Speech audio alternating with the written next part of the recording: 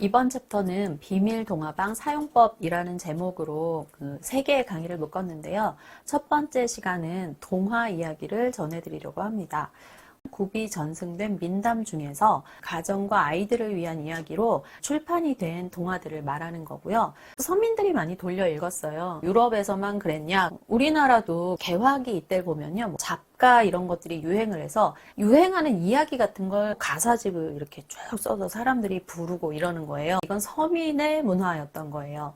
그러니까 귀족들은 별 관심이 없었어요. 15, 17세기까지만 해도. 그렇지만 설화문학을 바탕으로 한 반창작 아니면 설화문학의 기록물 이런 성격을 가진 동화가 계속 이어오고 있었는데 동화를 해석할 때 한 가지 주의할 점을 알려드릴게요. 우리나라도 옛날에 이야기가 설화문학에서부터 소설로 발전하는 그 과정이 있었어요.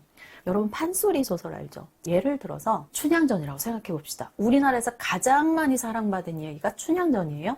춘향전은 원래 서민들이 신분상승 욕구를 담은 그런 이야기거든요. 그런데 판소리가 너무너무 재밌잖아요. 그러니까 유행하다 보니까 양반들이 너무 좋아해. 양반도 좋아하고 서민도 좋아하고 너무 양극단의 계급이 이렇게 좋아하는 거예요. 그래서 어떻게 됐냐?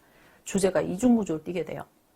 갑자기 국어 시간 같죠? 근데 재밌게 해드릴게요. 자, 그러면 겉으로는 정절, 그래 이몽룡을 사랑했다. 아무의 수청도 들지 않았다. 이 주제가 양반들이 봤을 때 좋다 그래 이런 사람이 양반이 될 만하지 이렇게 유교의식을 좀 표방해요.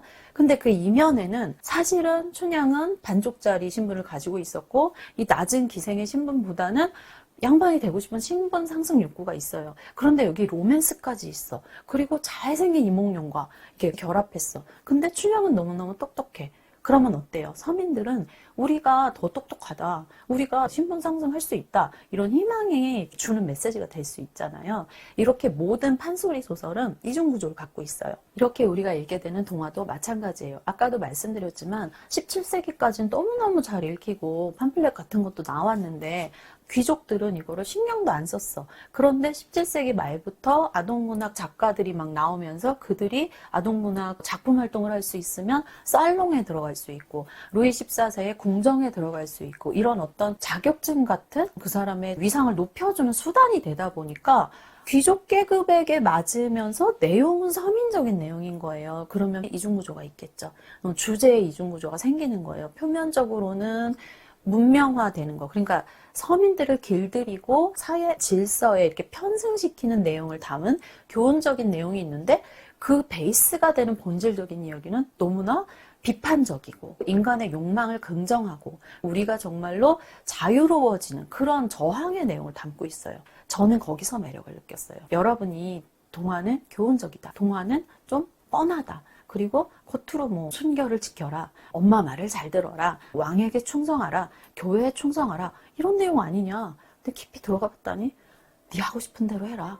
이 내용이 너무 많아요. 제가 하나씩 소개해 드릴 겁니다. 그러면 이게 얼마나 재밌는지 여러분도 알게 될 거예요. 오늘은 동화 이야기 소개해 드렸습니다.